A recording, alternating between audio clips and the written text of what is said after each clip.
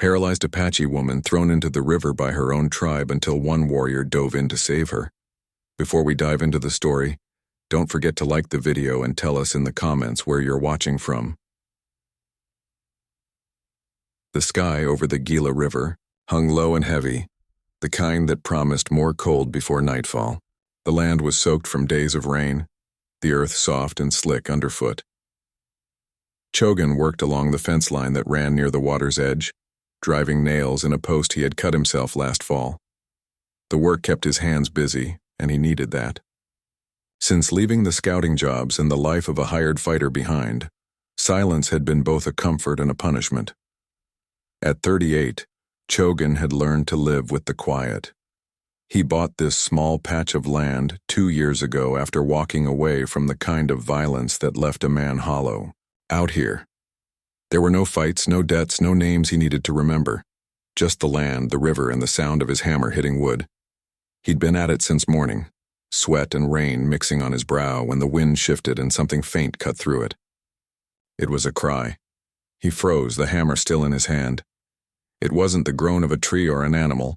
It was human, a woman's voice, distant, thin, and desperate. He turned toward the river.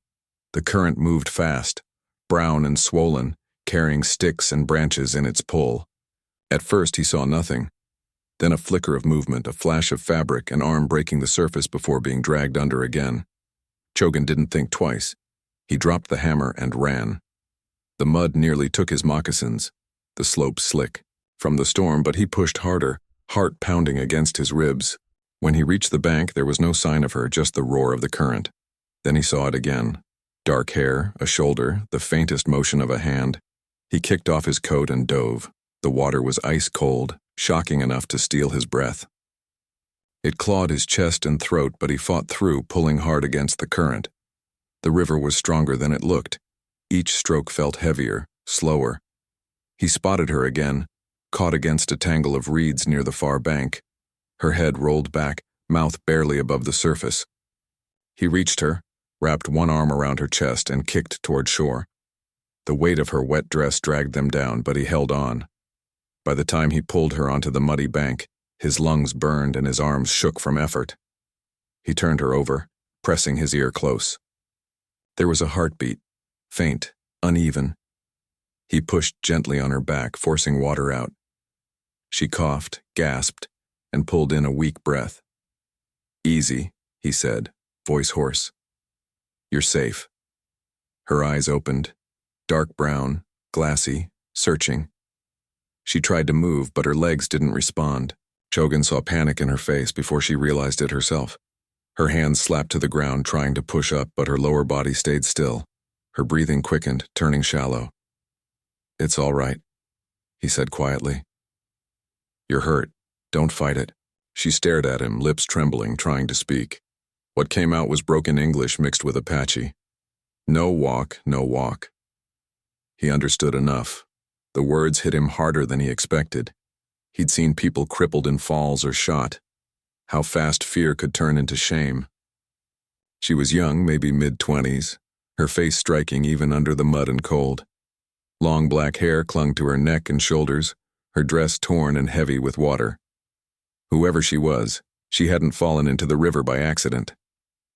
He looked upriver, half expecting to see others, riders, a camp, anything, but there was no one. Only the wind and the gray line of trees.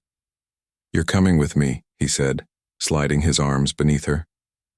She didn't resist, just closed her eyes as he lifted her.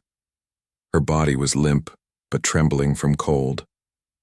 The climb back, up the ridge was slow, each step fighting gravity and exhaustion. He stopped once to catch his breath, feeling her pulse faintly against his chest. She whispered something in her language, a name, maybe a prayer, and went still again.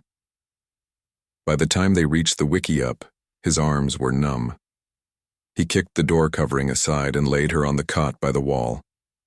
The fire had nearly burned out, so he threw in wood until the flames caught, filling the room with a dry snap of heat. He fetched a blanket, stripped off his wet shirt, and wrapped it around her shoulders.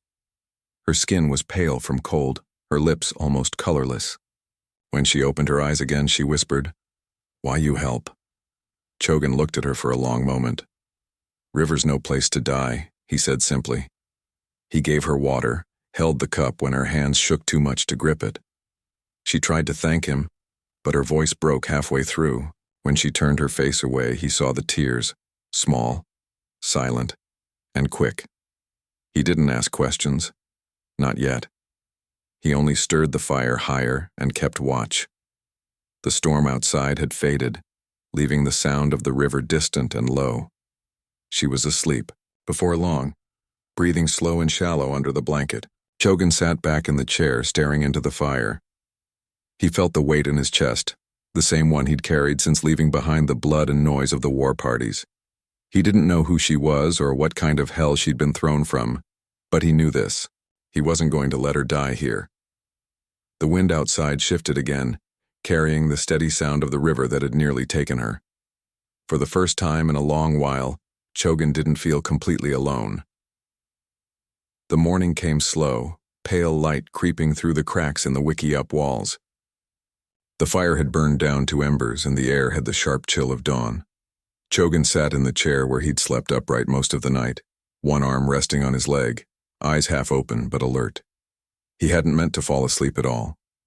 When he looked toward the cot, she was awake. Hayasha's eyes were open, following him quietly. Her dark hair was dry now, fanned over the pillow, and the blanket covered her up to her collarbone.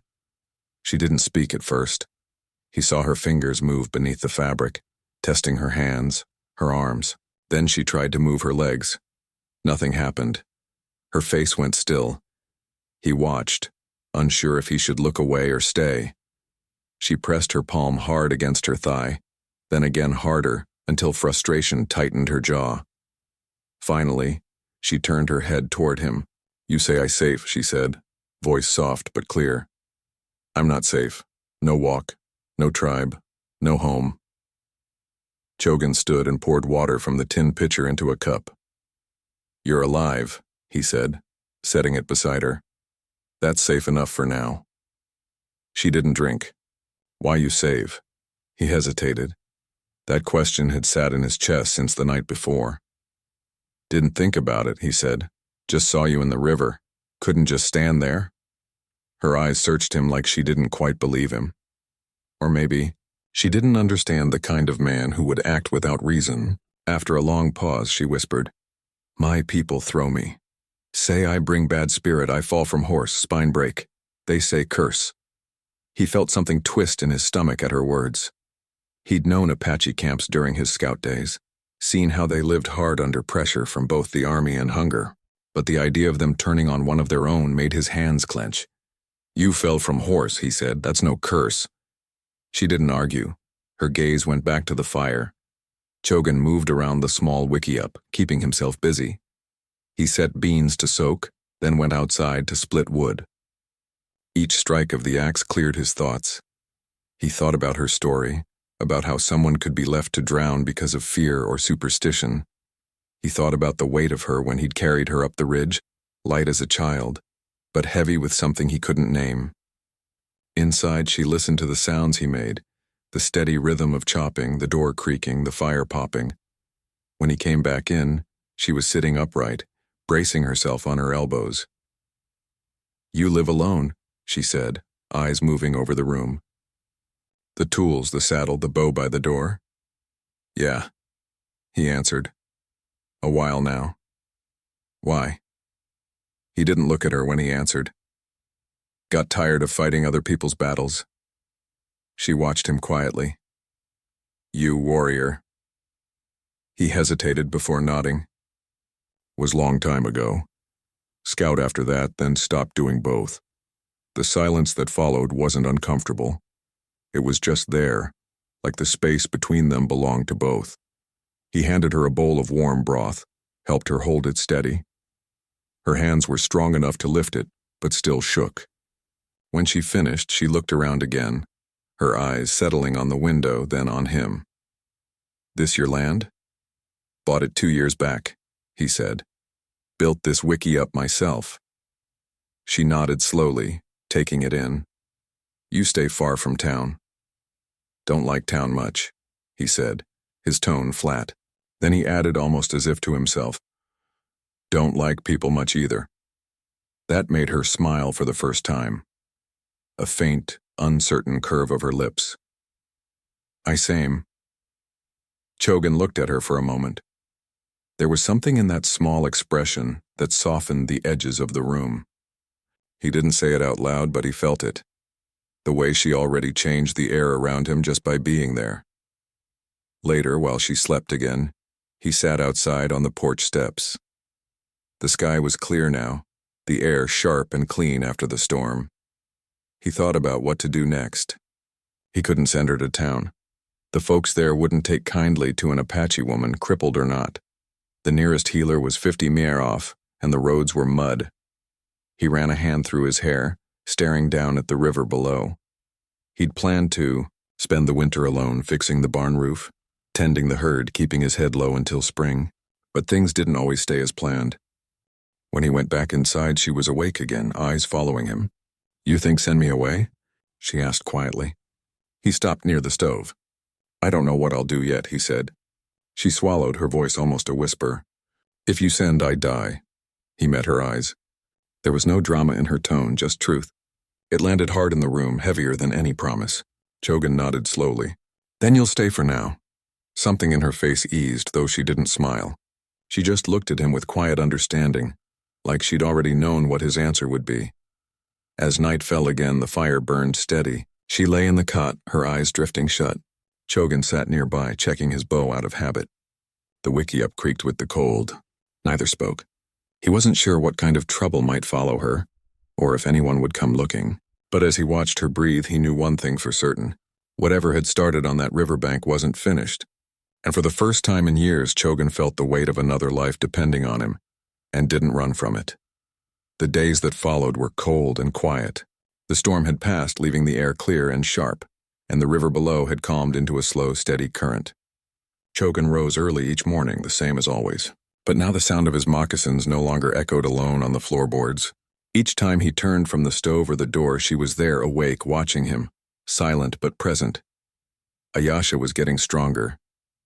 She could sit up longer, move her arms more freely, even drag herself short distances along the floor when she needed to. It wasn't much, but it was something. Chogan had built a frame from scrap lumber to help her prop herself beside the fire. He didn't say it, but he admired her grit. The way she refused to be useless even when her body failed her. That morning, as he poured coffee into a tin cup, she broke the silence. "You fix what every day?" she said, her English halting but steady. "You know, rest work keeps me straight," he replied. "Straight?" He glanced at her, the corner of his mouth twitching. "Means don't lose myself." She studied him a moment, then nodded. "You lose before." He froze, caught off guard by her directness.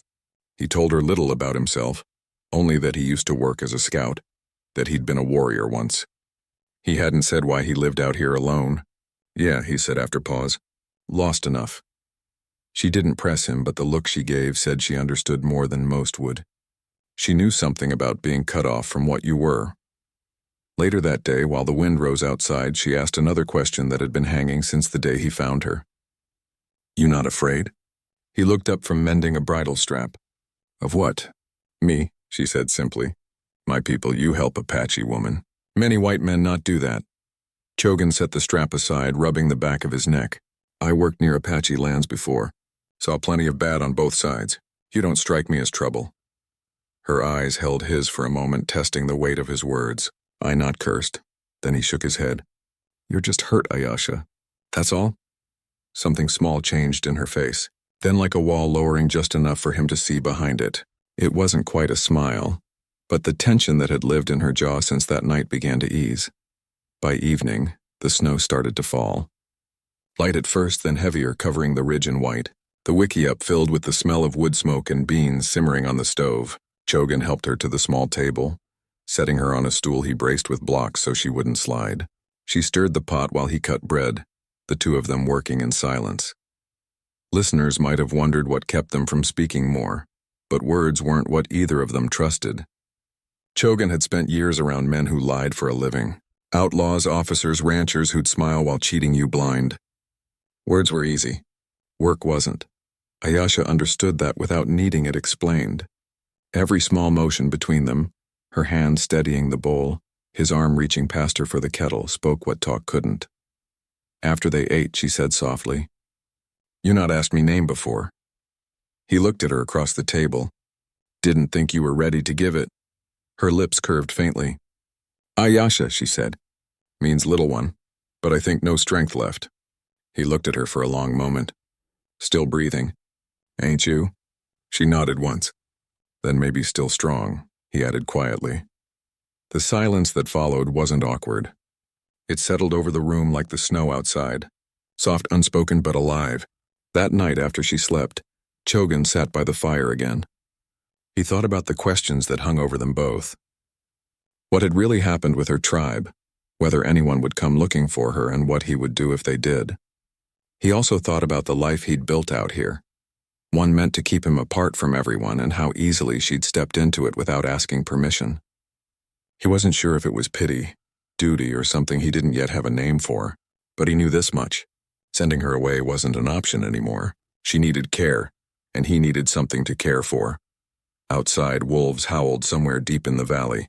Inside, the firelight flickered across the walls, tracing the lines of the small wickiup that had once been his only company. Now there were 2 mugs by the stove, 2 blankets near the cot, and a quiet warmth that hadn't existed here in years. As he drifted to sleep in the chair again, he heard her whisper faintly in the dark, speaking in her own tongue. He didn't understand the words, but he caught one sound. His name said soft and grateful for a man who hadn't been thanked in years. It felt like the start of something that scared him more than the river ever had. By the time the next week passed, the ridge was buried under snow. The wickiup stood half-hidden beneath the white weight, smoke curling steady from its chimney. The storm outside didn't bother Chogan much. He had lived through worse, but this winter felt different.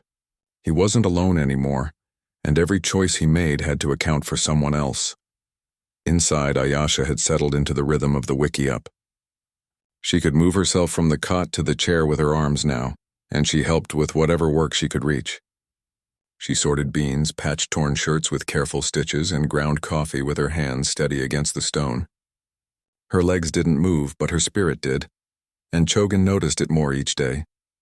The listeners might have wondered how she managed to survive all those weeks before he found her. How a paralyzed woman could have lasted so long on her own. That morning when the snow outside softened the light, he asked her that question for the first time. "How do you live before the river?" She paused, the motion of her hand stopping over the cloth she was mending. "A man from my tribe, old uncle, he'd bring me food for a time. When he die, they stop. I crawl to creek for water. No food, no people. One day they come. I think maybe they bring help. They say spirit take my legs, say I make sickness. They carry me to water, throw." Her voice didn't shake, but the words did something to him. He tightened his jaw, staring at the floor for a long while. "They thought killing you would fix them," he said quietly. "Yes," she said, "but I still hear." He nodded, meeting her eyes. "Damn right you are." It was the first time she'd heard him curse, and something in his tone made her lips twitch. The faintest spark of amusement, like life reclaiming space where pain used to live. That evening, as he chopped outside, he saw a shape down the ridge, a horse moving slow through the snow.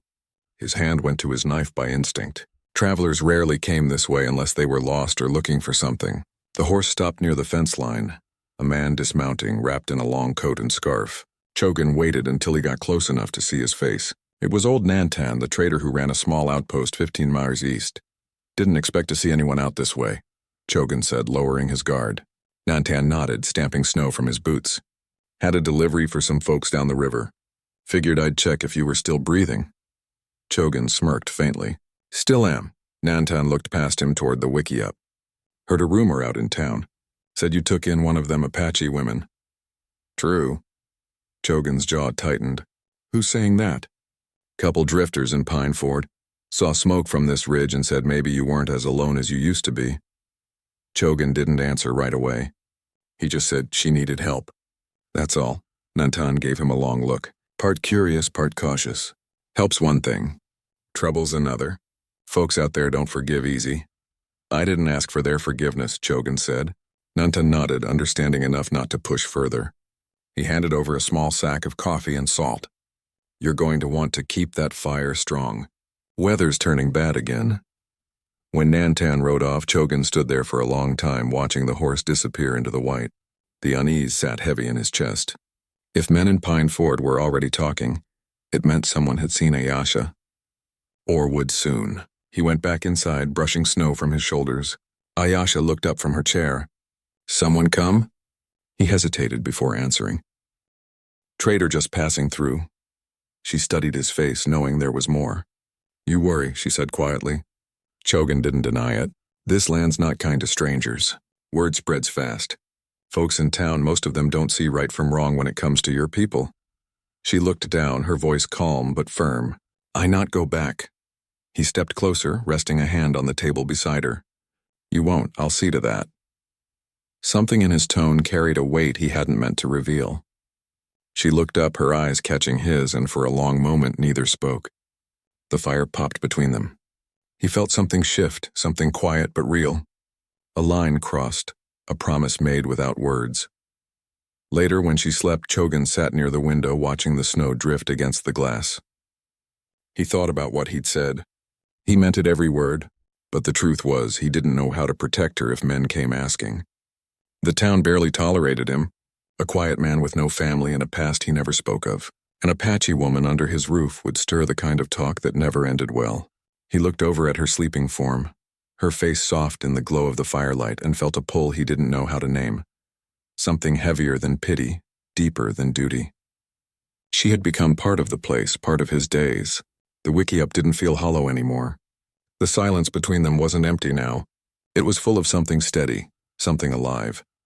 Chogan leaned back, the fire's warmth brushing his face. He had lived years with no one to answer to. No reason to stay. But as he watched her breathe, he realized the thought of her being taken or leaving was something he couldn't accept. Outside, the wind howled across the ridge, sweeping through the trees like a warning.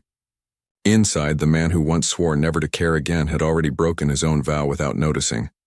The wind carried harder the next morning, driving sheets of snow against the wickiup walls. Chogan was up before dawn, pulling on his coat and stepping outside to check the livestock. He moved slow, every step sinking deep in the drift. The storm had buried most of the fence line and left the roof heavy with white. His mind stayed busy with work, but under it all was that same gnawing thought. If the trader could find his way here, so could others. When he came back in, the fire had died low. Ayasha sat awake in her chair near the stove, wrapped in a blanket, hair loose over her shoulders. She looked tired but alert. He noticed the way her eyes followed him, studying the tension in his movements. "You not sleep much," she said softly. "Could say the same for you," he replied, kneeling to stoke the fire. "I hear storm. Think maybe roof fall." He gave a faint smile. "If it falls, we'll rebuild. It wouldn't be the first time." Her gaze lingered on him a moment longer before she spoke again. "The man who come yesterday. You trust him, Nantan?" He shrugged. "As much as anyone. He's not cruel, just curious. But word travels fast and men talk faster when they drink." Ayasha looked down, her fingers twisting the edge of the blanket.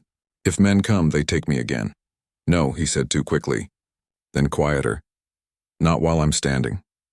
It wasn't just something he said to calm her. He meant it, somewhere between that frozen night by the river and this morning's silence.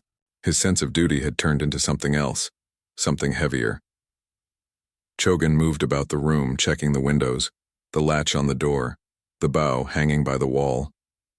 He caught himself doing it again later that day, listening too often for sounds outside, glancing at the ridgeline through the window. He hadn't realized until then how much his life had shifted in only a few weeks. The world beyond that wickiup felt smaller now, meaner. He'd built his life on distance. Distance from the war, from people, from the things he couldn't fix. But now there was someone inside his walls who needed him to stay close. By noon, the storm broke. The light changed, soft and gold against the snow. He went to the shed and came back carrying a rough wooden frame. "What that?" Ayasha asked. "Something I've been working on," he said, setting it near her. "Figured you could use some freedom." It was a small chair with handles, rough but sturdy. He'd fashioned it from scrap lumber, attaching small wheels from an old travois. "You can move easier with it," he explained. Her eyes widened as she ran her hand along the edge of the wood. "You make for me?" "Seemed about time," he said, awkward under her stare. You shouldn't have to drag yourself everywhere. She looked at the chair, then at him. You kind man, Chogan. He shook his head. Just a man who can build. Still, when he helped her into the chair and she rolled forward for the first time, the sound of her quiet laugh filled the wiki up in a way he hadn't heard before. It caught him off guard, made something inside him loosen. She moved around the room, slow but determined, touching things she'd only seen from her cot. The shelf of tools, the window frame, the stack of books by the door. She stopped beside the window, looking out at the endless white. I forget world big, she said softly. He smiled faintly. It's not as big as it used to be. Why you stay here? She asked suddenly. You strong man. You could live anywhere. Chogan leaned against the wall, thinking about that. I used to think peace meant running from everything. Turns out running just makes you tired. She nodded slowly, understanding more than he expected. You find peace here? He looked at her for a long moment. Maybe starting to. The day passed quiet. He worked on patching the roof while she prepared stew. Their movements had fallen into a rhythm that felt natural, like they'd been sharing space much longer than a few weeks. When he came back inside, the smell of cooking filled the wiki up, rich and warm. They ate together by the fire. For the first time since she'd arrived, she didn't look like a stranger in his home. The blanket draped around her shoulders looked like it belonged there. Her face had color again. Your people, he said after a while. You think they'll look for you? She shook her head. They say I did. Spirit already gone. If they see me now, they turn away. Then you're free, he said. She looked at him serious. Free but nowhere to go. He met her eyes. Then you stay here till you decide otherwise. She studied him a long moment as if weighing the truth in his voice. Then she nodded once. I stay. The fire crackled between them. Outside, the snow had stopped, leaving the world still and white. Chogan leaned back in his chair, watching her hands rest calm on the blanket, the faint light from the fire painting her skin in amber. It hit him then how quiet the world had become and how much that quiet meant now. There was no loneliness in it, no ache, just the steady sound of breathing, the crack of wood, and the feeling of something new taking root. Ayesha caught him looking and gave a faint knowing smile. He looked away, pretending to adjust the stove, but his heart thudded harder than it should have. The night settled slow. When she finally drifted to sleep, Chogan sat there a long time, staring at the fire until it burned low. He thought of the life he'd lived before her. Empty days, empty nights, a man waiting for nothing. Then he looked toward the cot where she slept.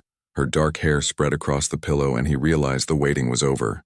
Whatever came next, town rumors, trouble, snow, or silence, he knew one thing for certain.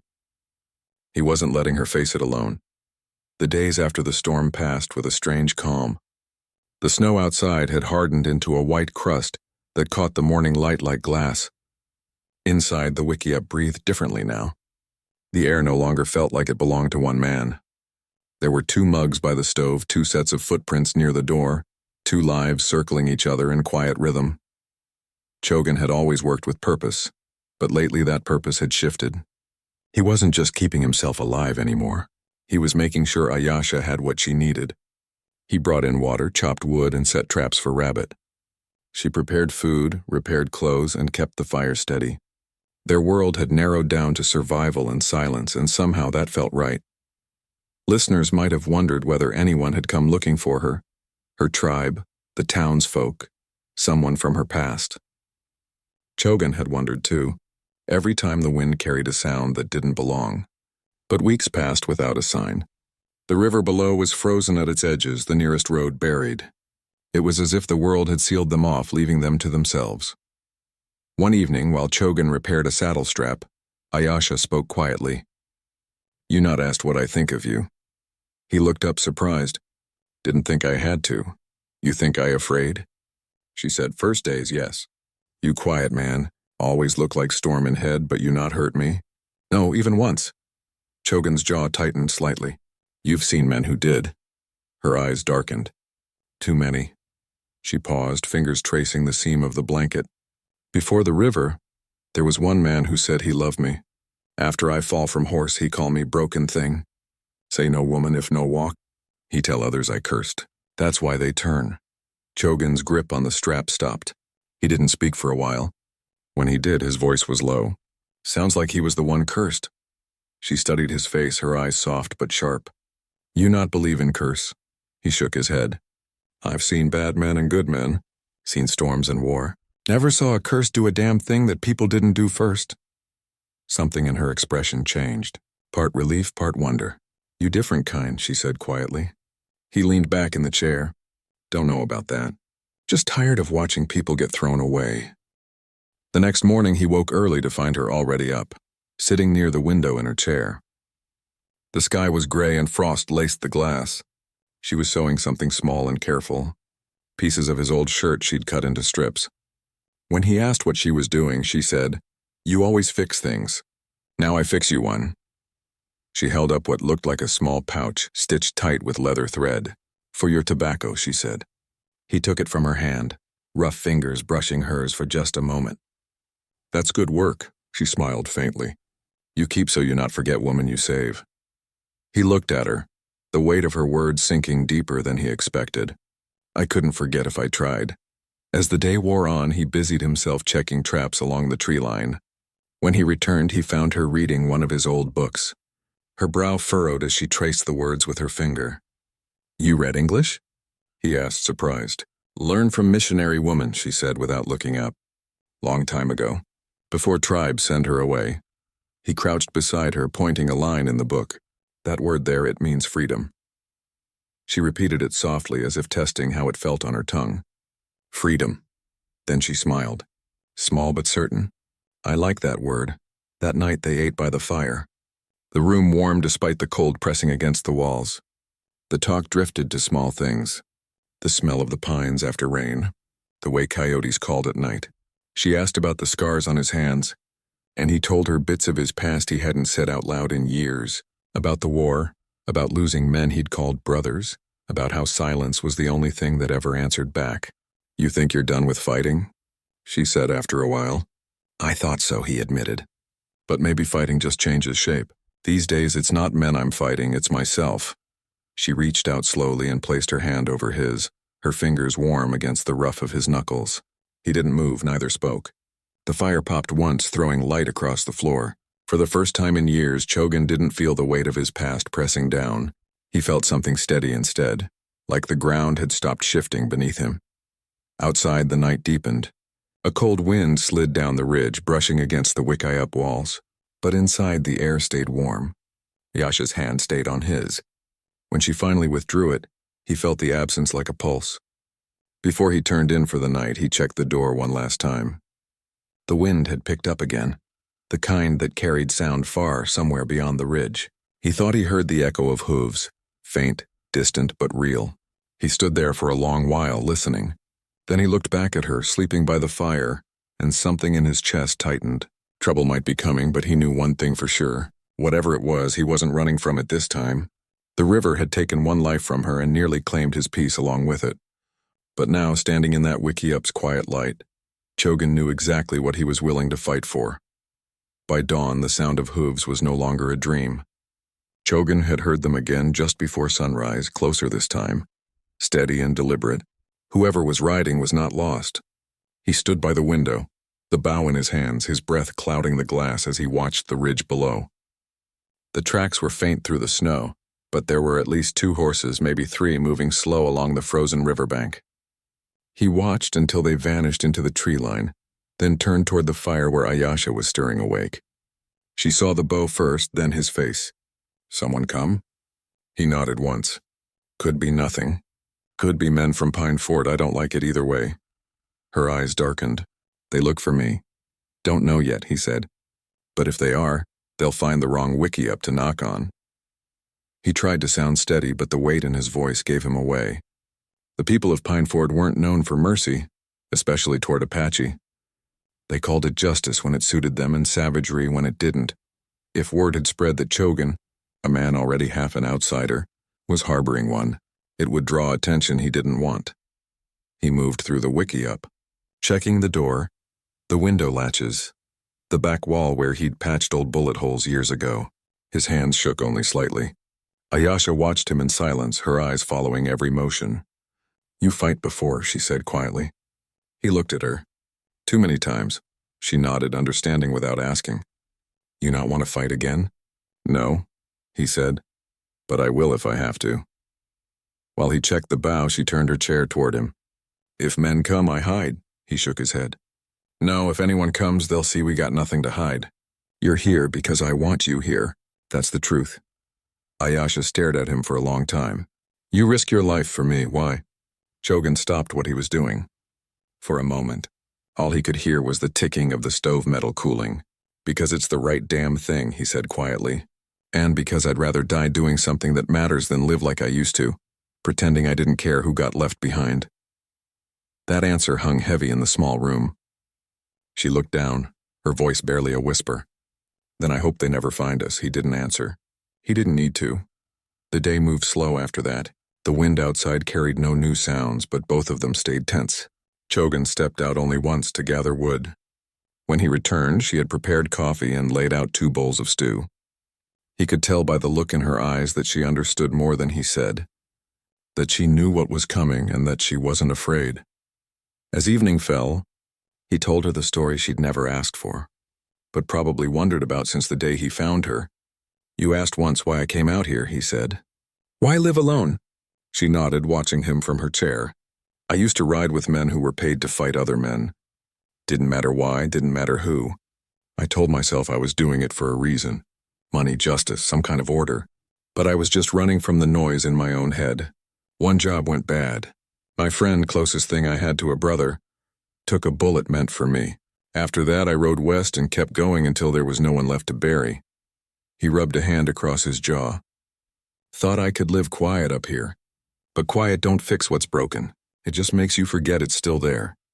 Ayasha didn't interrupt. When he finished, she said softly, You fix me, maybe I fix you. He met her gaze. You already did. The quiet that followed wasn't heavy. It was the kind that settles between people who finally said what needed saying. That night, snow started again, faint at first and then thicker, muffling every sound outside. Chogan sat near the fire while Ayasha slept, the bow leaning by his chair, but he didn't feel the same kind of fear anymore. If those riders came, he'd deal with them. He wasn't protecting a secret. He was protecting his home. Near midnight, the dogs barked from the shed. Chogan stood, heart tightening. Through the frost-blurred window, he saw 2 shapes approaching, the glow of lanterns moving between the trees. He crossed the room in 2 strides and checked the bow. Stay here, he told her. Chogan, she said softly. Please not kill. He gave her a look that was half promise, half warning. Only if they make me. He stepped outside into the cold, his moccasins crunching over snow. The wind hit his face like glass. 2 men were coming up the ridge, one on horseback, one leading another horse behind him. The closer they came, the more he recognized the man in front. Nantan, the trader. Chogan lowered the bow slightly. You've got a habit of showing up uninvited. Nantan, the older man, raised a hand. Didn't come for trouble. Came to warn you. Couple of deputies from Pine Fort are heading this way. They heard talk you're harboring a woman from the reservation. Said they're coming to check. Chogan's jaw tightened. How long? Tomorrow morning. Maybe sooner, Nantan said. They're drinking first. You know how that goes. Chogan nodded, his mind already turning over options. Appreciate the warning. Nantan hesitated before leaving. Chogan, I don't know what's going on between you and that woman, but if she's innocent, you better have proof. Pine Fort ain't kind to men who take in outsiders. Chogan's voice came out flat. She's not an outsider here. Nantan gave him one long look, then turned his horse back down the trail. When the sound of hooves faded, Chogan went back inside. Ayasha was still awake, her eyes fixed on the door. They come, he nodded. Tomorrow. Her voice trembled slightly. They take me away. No, he said. I won't let them. Then they kill you, she said. He knelt beside her, his hand resting lightly on hers. Then they'll have to earn it. Her fingers tightened around his. I not want you die for me. He looked up at her, his voice steady. You gave me something to live for again. That's not dying, Ayasha. That's living right for the first time. The wind pressed against the wicky-up walls, carrying a low, distant thunder. He didn't know if it was the storm or the echo of horses on frozen ground. But either way, he knew what tomorrow would bring. He spent the rest of the night preparing, moving the bow near the window, checking the fire, securing the door. When he finally sat down beside her again, her eyes were open, watching him. You tired? He asked. No, she said softly. I think maybe peace before storm. I feel it here. She pressed a hand to her chest. He nodded, understanding exactly what she meant. Neither of them slept. When the first light of morning broke over the ridge, the snow was still falling, slow, quiet, endless. And down below, the faint shapes of riders appeared through the fog. 3 this time, moving toward the wickiup with purpose. Chogan stood, his hand tightening around the bow. The sound of horses grew louder, clearer. He took one last look at Ayesha. She met his eyes, calm and unflinching, and whispered, I stay. I know, he said. As the horses stopped outside, Chogan stepped to the door. Whatever ghosts of his past still lived in him, whatever guilt he carried, they fell silent now. All that mattered was the woman by the fire, the life they'd built out of nothing, and the fact that for the first time in years, he wasn't running from the fight. He was standing for something worth saving. The knock came hard against the wood. Chogan exhaled once slow and opened the door. The door swung open to the gray morning, and 3 men stood outside, their horses breathing steam into the cold. Snow clung to their hats and coats, and their boots sank deep into the drift. The man in front wore a deputy's badge pinned crooked to his vest, his face red from drink and cold alike. The other 2 hung back, rifles slung across their shoulders. Chogan didn't move from the doorway. Morning, the deputy said, his tone hard suspicious. Name's Briggs. You, Chogan? I am, Chogan said evenly. Briggs glanced over his shoulder toward the wickiup, eyes narrowing as if he could see through the walls. We heard you got company up here, an Apache woman. Folks in Pine Fort are curious if that's true. Chogan's voice stayed calm. You rode all this way to gossip. Briggs gave a humorless grin. Not gossip. Reservation law. There's been trouble near the reservation. Livestock gone missing. Traps cut. Even a fire set near one of the mining camps. Apache tracks all over the place. If you got one here, she's going to answer some questions. Chogan's hand tightened on the edge of the door, but his face stayed blank. You're barking up the wrong ridge. Ain't been any Apache around here since winter started. Briggs tilted his head. That so? Mind if we look inside just to be sure? You got a warrant?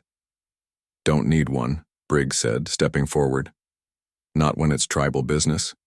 Chogan blocked his way. The air between them thickened. You step through that door uninvited and you'll find it's not tribal business anymore. It's mine. For a long moment, nobody moved. Snow hissed softly against the roof, and the horses shifted behind them, stamping at the cold. The 2 men behind Briggs looked uneasy, like they didn't want this to turn ugly. Briggs spat into the snow.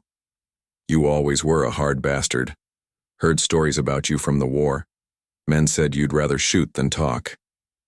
Chogan's eyes didn't flinch. Depends who's asking. Briggs smiled thinly, but there was no humor in it. You got till sundown to change your mind. If she's here when we come back, she's coming with us. You think about that.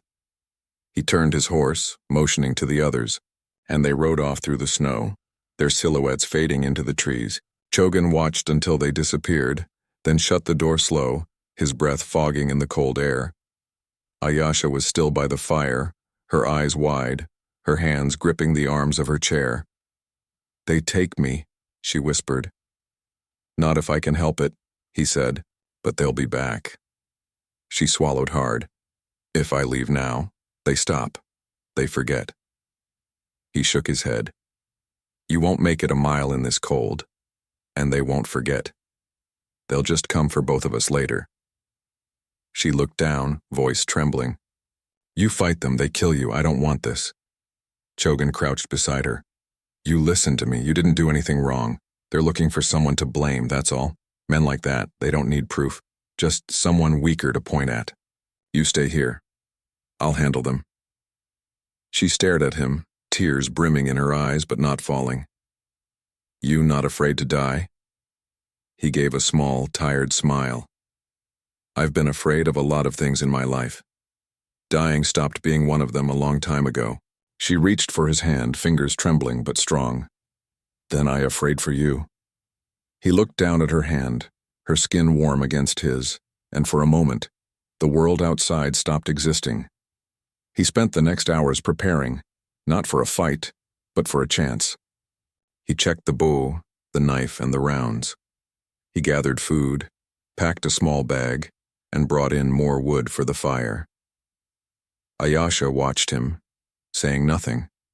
She knew what it meant. When night came, the wind dropped. The snow had stopped falling, leaving the sky clear and sharp. Chogan sat by the window, eyes fixed on the valley below, waiting for the flicker of lanterns. They came just past midnight, 3 of them again, their lights moving slow and steady up the ridge. He stood, grabbed his bow, and looked at her. "Stay quiet. Don't move from that chair." She nodded, her face pale in the firelight. When the knock came, it wasn't polite this time. It was the hard, flat sound of men who'd already decided how the night would end. Chogan opened the door halfway. Briggs stood there again, face tight with cold and anger. "Didn't figure you'd do the smart thing," he said. Chogan's voice stayed low. "I told you there's no one here you need to see." Briggs shifted his coat, revealing the pistol at his side. "Move, Chogan." Chogan didn't. Behind him, the fire popped. One of the other men craned his neck, trying to see inside. "There's someone in there," he said. Briggs's mouth twisted. "So, it's true." He reached for the door, and that was all it took. Chogan stepped forward, his hand slamming the door open hard enough to knock Briggs back a step. The bow came up, not fired, just leveled. "You got 3 seconds to turn around and get off this ridge," Chogan said, voice cold as the air. "You come any closer and you won't make it to your horses." Briggs's men hesitated. The second one muttered, "Let's go, Sam, ain't worth it." But Briggs wasn't the kind to back down. "You think you can stand against the law?" he hissed. Chogan's voice didn't rise. "You're not the law out here. You're just another man with a gun." They stared at each other. The tension stretched thin as wire. Finally, Briggs spat again, his breath a cloud in the cold. "You'll regret this, Chogan." He turned, motioning his men to follow. They mounted their horses and rode off, disappearing into the black ridge below. Chogan stayed in the doorway long after they were gone, bow still in his hands until the only sound left was the wind. Inside, Ayasha was crying quietly, not from fear, but from something deeper, a grief that had no words. "They come again," she said softly. "Maybe," he answered, "but not tonight." She looked at him, tears streaking her cheeks. "You protect me like I'm worth something." "You are," he said. "Don't let anyone tell you different." She reached out and he came closer, kneeling beside her. She touched his face gently, fingers tracing the scar at his temple. "You fight for me," she whispered. "No one fight for me before." Chogan caught her hand and held it there. "Then I guess it's about time." The wickiup was silent except for the fire crackling. The storm outside had gone, but inside something else had settled. A fragile peace born from defiance. She leaned forward then, her breath trembling. He didn't move away. Her fingers brushed his jaw, and when she spoke, her voice was barely more than a breath. "You don't need save me anymore. I stay because I want." Chogan's chest tightened, the kind of feeling he hadn't let himself have in years. He reached up, his rough hand against her cheek. "Then stay," he said quietly. She closed the space between them, her lips finding his. It wasn't rushed or desperate. It was real, grounded, alive. The kind of kiss that made every scar and silence worth it. When they finally broke apart, her forehead rested against his. "You not alone now?" she said softly. He nodded, eyes still closed. "No, I'm not." Outside, the snow glittered in the pale moonlight. The danger wasn't gone, but for that night the world had gone still. Inside the small wickiup on the ridge, 2 broken souls had finally stopped running from death, from fear from themselves, Whatever came with the dawn, they would face it together. The morning came slow, pale and cold, the light creeping over the snow like a thin sheet of silver. The air outside was silent. No voices, no horses, no trace of the men who had come the night before. Chogan stood by the window watching the line of the ridge for any sign of movement. His bow leaned against the wall beside him, his jaw tight, but his eyes steady. He had barely slept. Every time he closed his eyes, he heard that knock again, saw Briggs's face red and twisted with arrogance.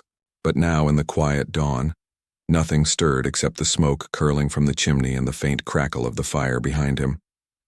Ayesha was awake, her dark hair loose around her shoulders, eyes following him quietly. "They gone," she said, her voice soft from the night before. "For now," Chogan answered. He turned from the window, walking toward her. She looked different in the morning light, stronger somehow, even with the blanket drawn around her shoulders. "You think they come back?" she asked. He hesitated before answering. "Maybe. Men like that don't like being told no. But if they do, I'll be ready." Her brow furrowed. "You can't fight whole town, Chogan." He gave a faint smile. "Never tried fighting a whole town before, but I'll fight for what's mine." She looked at him for a long moment and then quietly, "I am yours." The question caught him off guard. He set his hat down on the table and crouched beside her. "Not because you owe me. Not because I saved you. You're yours, Ayesha. But if you choose to stay here, if you want this life with me, then yeah, you're mine in every way that matters." Her eyes filled with tears. Not of fear, but of something deeper. Recognition, relief, love she didn't know how to name. She reached for his hand. "Then I stay." Chogan nodded, gripping her hand in both of his. "Then we start new." That morning they worked together as if nothing had happened. He carried water from the well, brought in more firewood, and cleared the snow from the shed roof. Ayesha moved slowly around the wickiup in the chair he had built her, mending his torn shirts, cooking breakfast, keeping herself busy like she belonged there. And she did. For the first time since the river, laughter filled the wickiup, small, quiet, but real. She teased him when he burned the bread, and he smirked when she scolded him for tracking snow across the floor. The tension that had hung between them for weeks eased like thawing ice. Yet beneath it all, both of them knew this peace was fragile. Sooner or later, someone would ride up that ridge again. By midday, the sun broke through, warming the snow just enough to make it sparkle. Chogan decided to ride down toward the ridge to see if Briggs and his men had camped nearby. He saddled his horse, checking the cinch strap twice. "I'll be gone an hour," he told her. "Lock the door behind me. Don't open it for anyone but me." Ayesha nodded but caught his sleeve before he could turn away. "You come back," she said, her voice trembling slightly. "Promise?" He rested a hand on her cheek. "I'll come back." She watched him ride off until he disappeared through the pines. The wickiup fell silent again except for the wind. She waited, eyes fixed on the window, heart pounding at every sound. It was nearly an hour later when she saw him returning, but not alone. Another rider trailed behind, older, riding slow. For a moment her chest seized with fear. Then she saw Nantan's coat. Chogan dismounted first, helping the trader down. When they stepped inside, Nantan tipped his hat toward Ayesha. "Didn't mean to worry you, miss. Thought Chogan might like to know Pine Ford's had its fill of trouble." "Briggs won't be back," Chogan frowned. "What happened?" Nantan sighed. "Briggs tried to raise men to come after you. Sheriff told him to leave it be. Said the county's got bigger problems than one quiet warrior keeping to himself. Heard Briggs rode east last night mad as hell." Chogan leaned back against the wall, the breath he'd been holding finally easing out. "So it's done." "Looks that way," Nantan said. "I told the sheriff the woman you've got here's no danger to anyone." He didn't care enough to argue. Ayesha looked from one man to the other, still processing the words. "He not come back?" "No," Chogan said. "You're safe now." Nantan stayed for coffee, trading a few supplies before heading back down the ridge.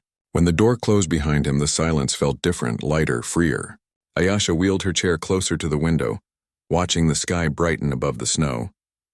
"So no one chase us now?" "No one," Chogan said. She looked at him, the corners of her lips turning up slowly. "Then we live here?" "Not just hide," he smiled faintly. "Yeah, we live." In the days that followed, the air softened. The snow began to melt around the edges of the wickiup, and birds returned to the trees. Chogan repaired the barn roof, patched the fence, and built a small ramp so she could move outside when the ground dried. Each night they sat by the fire, speaking more than they used to, about her childhood by the Gila River, about the brother she'd lost in a raid, about the sound of rain in the desert. He told her about the war, about the people he couldn't save, about the long, quiet years after. She listened, never judging, never asking for more than he could give. As spring came, the land came alive again. Wildflowers pushed through the thawing ground, and the river ran fast but clean. One morning, Chogan found her by the porch, gripping the railing with her hands. She had managed to pull herself from the chair, her legs trembling, her arms shaking with effort. "Hey," he said, stepping forward, but she held up a hand. "I try," she said through clenched teeth. "I stand today." He moved closer, one arm ready but not touching her until she nodded. Slowly she found her balance, her knees locking just enough to hold her weight. She swayed once, twice, then steadied. He caught his breath. "You're doing it." Her eyes filled with tears, but she smiled. Real, radiant. "I walk again one day." He felt something break loose in his chest, something he hadn't let himself feel in years. He pulled her close, held her tight, her arms strong around his neck. "You will," he said quietly. "You already are." That evening, they sat together on the porch, the sun bleeding gold across the hills. The river below whispered through the rocks, the same river that had tried to take her life and now carried the sound of peace. Ayasha leaned against him, her head resting on his shoulder. "You saved me once," she said. "Now we save each other." He wrapped his arm around her, his voice low. "That's how it's supposed to be." The wind shifted, carrying the smell of pine and thawed earth. The wickiup up behind them glowed with the fire inside, and for the first time since either of them could remember, there was nothing to run from, nothing to fear. Chogan looked out over the land that had once been nothing but dust and silence and saw life again. His herd grazing, smoke curling gently into the sky, and Ayasha beside him, alive, smiling, and home. He didn't need words to know what it meant. The ridge, the river, the woman, it was all one now. Everything broken in him had found its place. As the last light faded, she whispered, "You think we stay here forever?" He smiled. "As long as the river runs." And in that small wickiup up above the Gila, with the fire warm behind them and the sound of the world steady and alive again, Chogan finally found what he had been chasing all his life. Peace that didn't come from running but from staying. The river had taken her once. Now it carried their story forward, calm and endless, into a world that had finally forgiven them both.